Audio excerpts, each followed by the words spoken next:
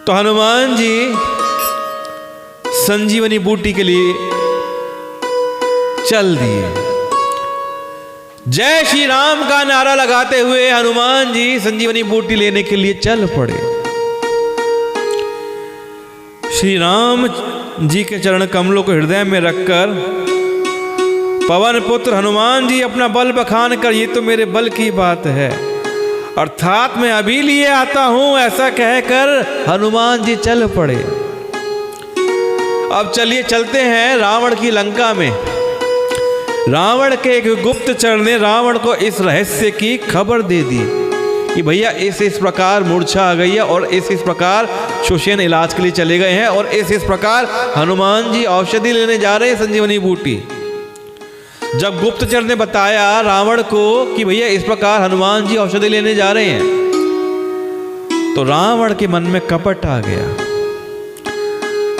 कि साम दाम दंड भेद किसी प्रकार दुश्मन को हराना है।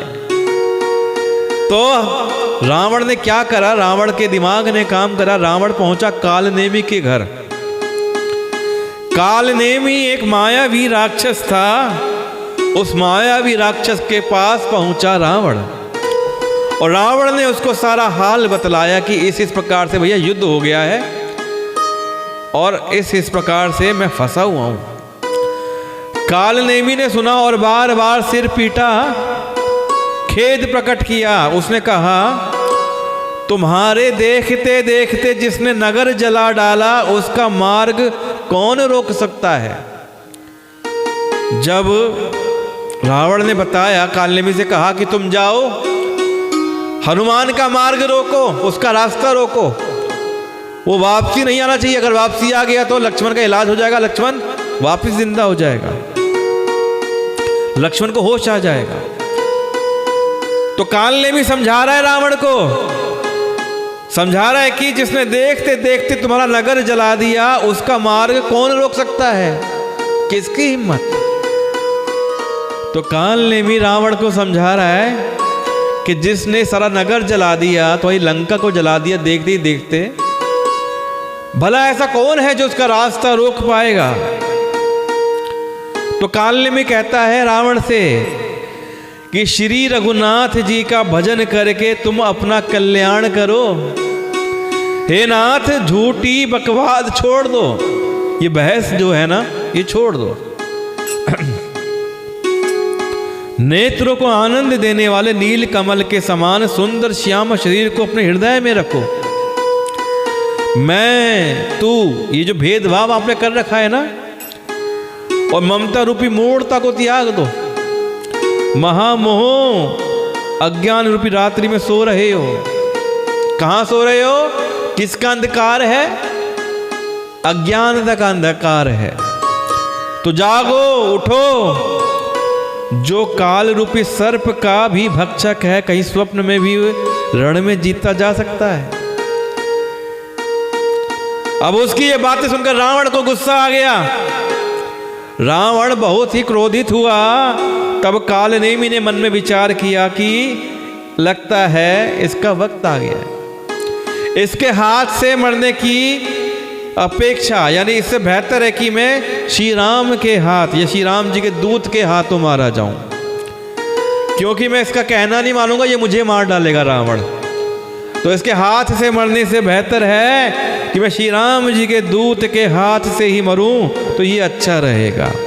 यह है दुष्ट तो पाप समूह में रत है कि रावण दुष्ट जो है ये पाप में लगा हुआ है, इसका मन पापी है। ये रावण तो पाप ही है, पाप में लगा हुआ है, ऐसा मन ही मन कहकर कालनेमी ने रावण की बात मान ली और चल पड़ा।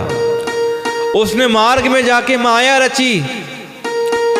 क्या माया रची कि तालाब, मंदिर और सुंदर बाग बना दिया कि एक सुंदर सा तालाब है, मंदिर है, बाग बना दिया। अब हनुमान जी वहां से गुजरते हैं, देखते हैं अरे वाह इतना सुंदर आश्रम बना हुआ है। तो मुनि से पूछ लेता हूं, जल पी लेता हूं तालाब से कि मेरी थकावट इससे दूर हो जाएगी, मुझे जल पीने को मिल जाएगा, मुनि से पूछ लूंगा। अब वो जो कालनेमी राक्षस है वहां पे कपट से माया रच के मुनि का वेश बनाए बैठा हुआ है कि माया से उसने तालाब बना दिया, मंदिर बना दिया, आश्रम बना दिया, बाग बना दिया और खुद मुनि का वेश धारण कर लिया और वहां बैठ गया और बैठकर राम जी का भजन करने लगा।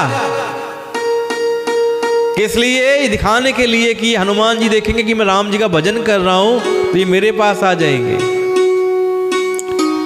वह मूर्ख अपनी माया से मायापति के दूत को मोहित करना चाहता था। क्या कर रहा है वो? मायापति श्री राम उनके दूत को माया से मोहित करना चाहता है। लेकिन अभी क्या स्थिति है कि मुनि का वेश धारण करके श्री राम जी का भजन कर रहा है। तो मारुति कौन है? हमारे हनुमान जी। मारुति ने उसके पास जाकर मस्तक नवाया। मस्तक क्यों नवाया?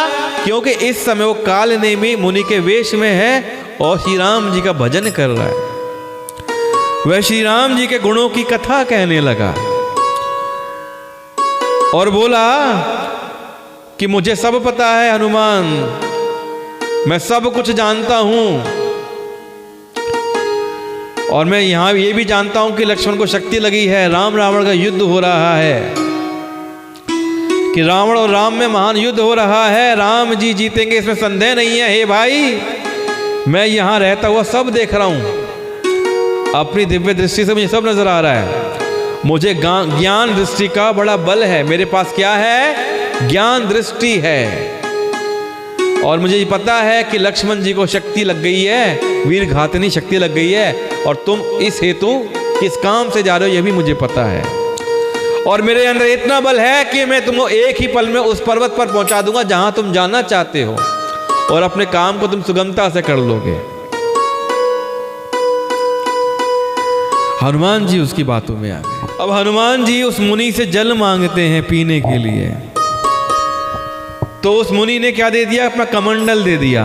तो हनुमान जी कहते हैं थोड़े जल से मैं तृप्त नहीं होने का, थोड़े जल से मुझे तृप्ति नहीं मिलेगी। तब वह बोला, तालाब में स्नान करके तुरंत लौट आओ, मैं तुम्हें दीक्षा देता हूं जिससे तुम्हें ज्ञान प्राप्त होगा। आओ, तुम नहा के आओ तालाब में, जल पियो भी और नहाओ भी और वहां से आओ। मैं आज तुम्हें दीक्षा दूंगा और तुम्हें ज्ञान दूंगा, तुम्हें ज्ञान मिलेगा। तालाब में प्रवेश करते ही एक मगरी कौन? मगरमच्छ। तालाब में हनुमान जी जब नहाने लगे तो एक मगरमच्छ ने आकर हनुमान जी का पैर पकड़ लिया, हनुमान जी पे हमला कर दिया। द्वंद्व चला। वो मगरमच्छ, जो मगरमच्छी थी, वो मगरमच्छी कहेंगे, मगरी कहेंगे उसको, वो बड़ी ताकतवर थी। हनुमान जी ने उसे मार डाला और मुक्ति दे दी। और जैसे ही हनुमान जी ने उसको मारा, उस मगरमच्छ ने एक दिव्य रूप धारण कर लिया और विमान पर चढ़कर आकाश को चल पड़ी। तो उसने कहा, बताया कि मैं एक देव कन्या थी, लेकिन मुनि के श्राप के कारण यहां पर मगरमच्छ बनकर रह रही थी। लेकिन आप भगवान के दूत हैं, आपके चरण पकड़ते ही मेरा उद्धार हो गया और मैं श्राप से मुक्त हो गई। तो उसने कहा, हे वानर, मैं तुम्हारे दर्शन से पाप रहित हो गई। हे तात, श्रेष्ठ मुनि का श्राप मिट गया और मैं इस सुंदर रूप में वापस आ गई हूं।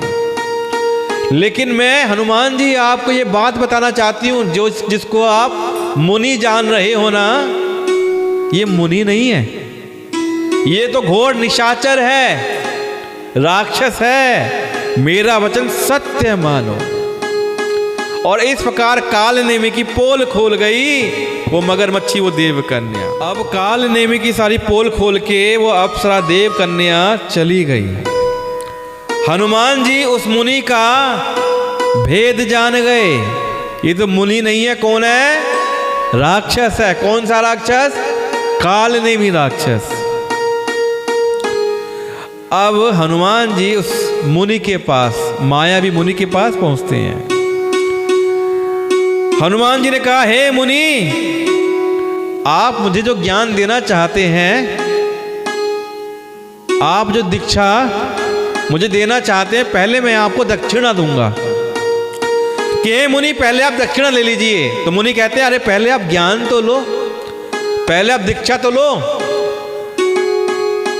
तो हनुमान जी कहते हैं कि देखो बिना दक्षिणा के मुझे ज्ञान नहीं मिल पाएगा, पहले मैं आपको दक्षिणा दूंगा तब मैं आपसे ज्ञान लूंगा और आपसे दीक्षा प्राप्त करूंगा।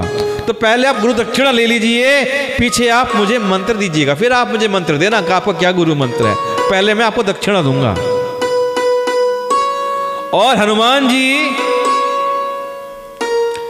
ने उसके पांव पकड़ने के लिए उसको पांव को पकड़ के खींच दिया और हनुमान जी ने उसके सिर को पूंछ में लपेट कर उसे पछाड़ दिया, उसे खूब धुना, खूब पिटाई करी और कालनेमी को उन्होंने मृत्यु के घाट उतार दिया। मरते समय कालनेमी ने अपना राक्षसी शरीर प्रकट कर दिया। अब मर गया है तो मरते समय सारी माया खत्म हो जाएगी ना, और जब माया खत्म होगी तो असली शरीर प्रकट हो जाएगा। तो मरते समय कालनेमी का राक्षसी शरीर प्रकट हो गया, दिखने लगा। और देखो कालनेमी ने मरते मरते क्या कहा, जय श्री राम। तो मरते समय कालनेमी ने राम राम कहकर प्राण छोड़ दिए।